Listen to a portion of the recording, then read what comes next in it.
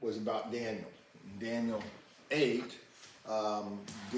Daniel 8, Daniel is told, as I was considering, a male goat came from the west across the face of the whole earth without touching the ground.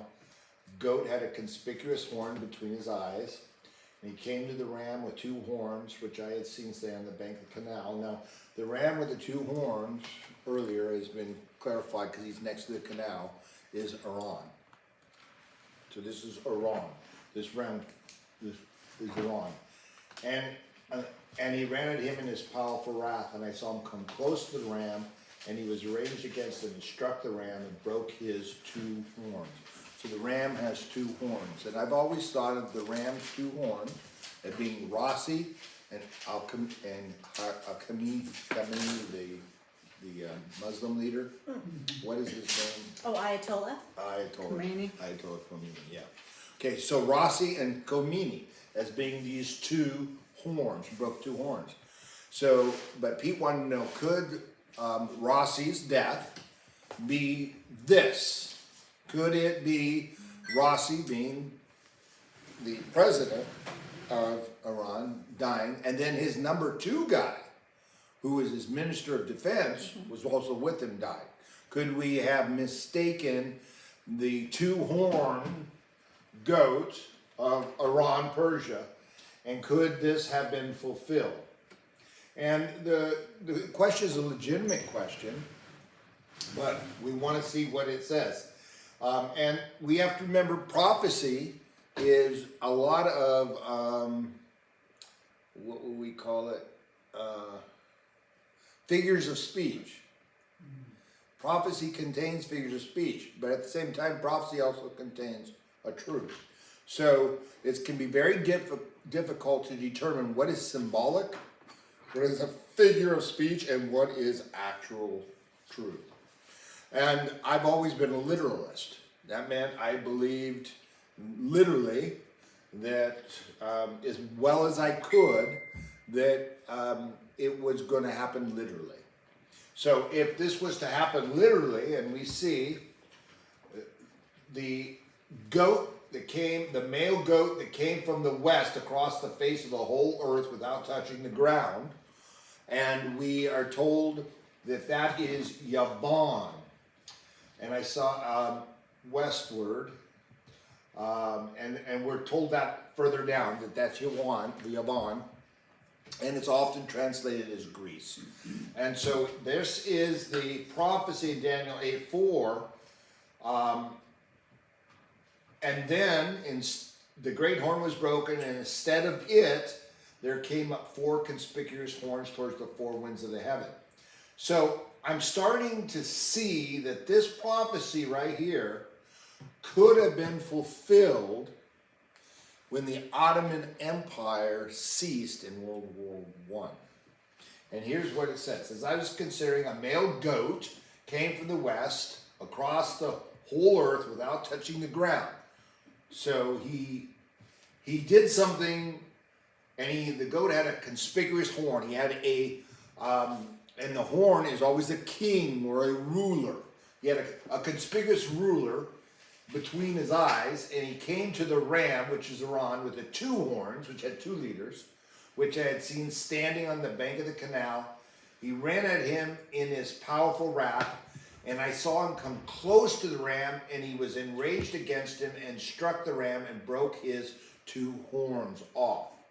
And the ram had no power to stand before him, and he would cast him down to the ground and trampled on him, and there was no one who could rescue the ram from his power. Now, then the goat became exceedingly great, but when he was strong, the great horn was broken, and instead of it, there came up 4 conspicuous horns to the 4 winds of heavens. So this little prophecy has been one of my main foundational prophecies for the end of days. Why? Well, let's look. But what was the part you said was the Ottoman Empire? That is the goat, the 2-headed goat. Okay, so then it goes on with a little bit more prophecy, and it says, and out of them came a little horn, which grew great toward the south, the east, the north, to the hosts of heaven, some of the stars, and as great as the Prince of Hosts. So we know this is the Antichrist, right? Okay, so I'm going to go past this part, and we're going to go to verse 15, which is the interpretation of the vision. Now here in Daniel 8:15, we're told by Daniel, when I, Daniel, had seen the vision, I sought to understand it. And behold, there stood before me one having the appearance of a man. And I heard a man's voice between the banks of the Ulai, and it called Gabriel.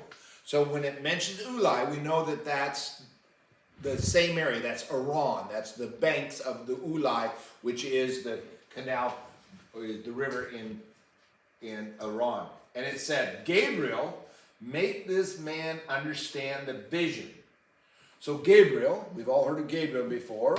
He came near where I stood, and when he came, I was frightened and fell on my face. But he said to me, understand, O son of man, that the vision is for the time of the end. Okay, so we're told by Gabriel that this vision that he just saw, that we saw in 8, there in 1, the first vision there, is for the end. So we know it's for the end. So as we look at it, many people have said, okay, well, this is this, and this is that, and this is going to happen here, and that's going to happen here. But as we know, prophecy is only understood fully once it's been fulfilled. It's really hard to predict prophecy. People have been trying to do it. When Jesus came the first time, nobody understood that Jesus was coming to save the world. Oh yeah, he was going to save the world, right? He was going to conquer the Romans. No, he came to save the world. He came to die and to pay for their sins. So it's the same with the prophecies at the end times. I find them very challenging, knowing that no man got the prophecies of Jesus' first coming right. Some got a little bit here and some got a little bit there, but nobody got them right. So why should any man think that his eschatology is so good that he's getting it right? So and I played trying to do that myself, but I am convinced that today I need to just understand. We need to understand what's happening, and then when it happens, we can say, oh, that's it. So it's possible that this has happened, and I'll show you why and the components here. And so, he said, understand, O son of man, the vision is for the time of the end. That's verse 17. And when he had spoken to me, then I fell into a deep sleep with my face to the ground, and he touched me and made me stand up, and he said, behold, I will make known to you what shall be at the latter end of the indignation. For it refers to the appointed time of the end. So he's going to tell us, now he's going to explain it. And he just told us, Gabriel just told us, this is at the end. This is going to happen at the end. Now, we know that the end is a period of time longer than one day. The end is a period longer than a year. The end is a long time, for even Jesus says that we are in the end of days, and that was 2,000 years left. So when he's talking about the days, and we remember that a day is like 1,000 years, as it said in Peter, and 1,000 years like a day, that in the 7 years designated, 7,000 years of creation, when Jesus came to save the world, he came at the end of the 5th day, the end of the 5,000 years. So he said we're in the last days. Well, he's right. In 7,000 years, 7 days, we only had 2 left. So it can be very difficult to interpret correctly what it means when he says the end of days. Okay? And so I'm looking at the end of days as the being a longer period than just a few months or even a couple of years in some instances. And in this instances, way I'm going to explain the way I think this prophecy is being fulfilled right now, and I think it's part of it's already been fulfilled, that the day is 1,000 years. And so, when he says to me, so why do I want to bring that 1,000 years up? Because we have to go back to the 1900s, the early 1900s, the First World War. That First World War was if nothing else, was about quenching and stopping the Ottoman Empire. The Ottoman Empire has always wanted to rule the world, the caliphate, and they still say that today. And whether you belong to the Sunnis or the Shiites or any one of the other offbeats in the Islamic world, you believe that you will rule the world. Some of them believe that they need to take it by force. That's what we see with Hezbollah, and we see with Hamas, and we see with some of these aggressive Islamic caliphates. And then some believe that once their imam, their 12th imam, their last imam shows up, he will lead them to take over the world. Now that group is Saudi Arabia.